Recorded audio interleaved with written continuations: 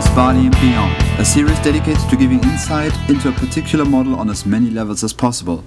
This time I'm covering the Great Bears of Gallowswood, Cardor's first character unit, as a nod to my brother who painted my Great Bears up for my birthday to look really awesome. Enjoy! Okay, onto the models themselves.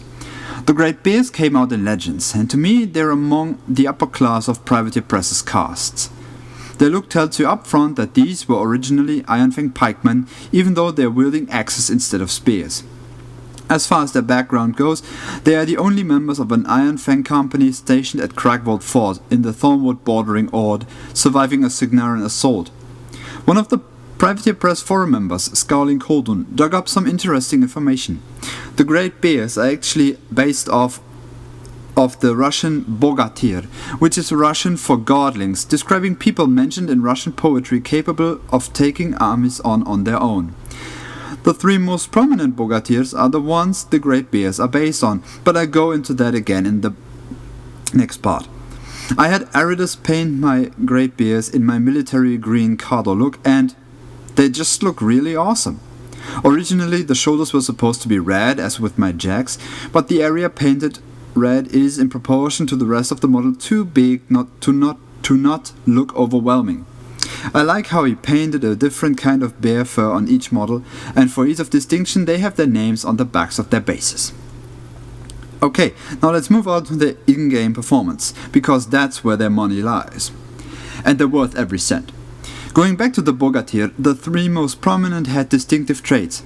Alyosha Popovich for his wits, Dobrynya Nikic for his courage, and Ilya Muromets for his physical and spiritual power and integrity. Matching this, every one of the Great Bears has an ability he grants to the whole unit. Yarovich grants 360-degree vision. Volkov, the leader, grants relentless charge. Colts grants steady. Wits, courage and integrity. See? To the ability to take on armies, well, yeah. The Great Bears have great stats, the most important feature being their mat of 8, which is further enhanced by their abilities. First off, they all have the backstrike special action, which means that they can take down up to 6 models a turn, just like a regular minimum unit. And with mat 8 and power and strength 12 plus Weapon Master, they can threaten most things by themselves before you add in further support. Good rolls on a charge attack will spell doom to any heavy. I used to say that the Great Bears don't kill, they process. Yes, that is an Equilibrium reference. Their anti-heavy capabilities are honed by Precision Strike, which allows you to choose where their damage goes. With Warjacks, you'll in general aim for the arms or cortex first, and the spirit with the beasts. They also have defensive line, but I'll have to touch upon that later. What's also outstanding is their point cost of 5, which regularly lets people choose them over the Manowar Demolition Corps. Oh yeah, and they're both fearless and tough, which means as long as Kolsk is around, any successful tough check means there's still a bear standing. Moving on from their strength to their weaknesses and role in the army. Many players like to play them on the front line, and it happens to me because it worked so well in Mark 1. But they're not as tough as before.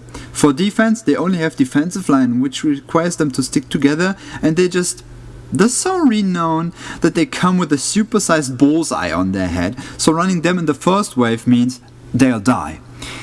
Also, while they're good at getting out of terrain, they need help to cross any normal forest. They do go well with all Cadoran casters due to their strengths mentioned, but if overkill is what you need, their high number of attacks coupled with their power and strength will repay you many times the buff you put on them, or the debuff you place on their target. Just to do the Marth machine.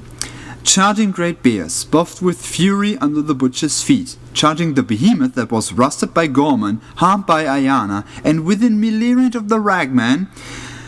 An average charge would do 17 points of damage. Almost 3 columns, and you still have 2 charges and 3 regular attacks to go. It's clearly overkill, but then again, this is just an example, isn't it? However, the bears don't like boostable ranged attacks because tough, well, I can't roll it to save my hide, so it's nothing to bank on, and arm 16 is not high. With an Iron Flesh caster, they go to defense 16, which helps a lot, but you need to be aware and that you should process your charge target and that it was worth it, because with a little well-concerted effort the bears will bite the bullet. So it is actually a good choice to send them in late, when losses have already been sustained and you still have healthy weapon masters coming up to bite everyone. And just a final bit of trivia.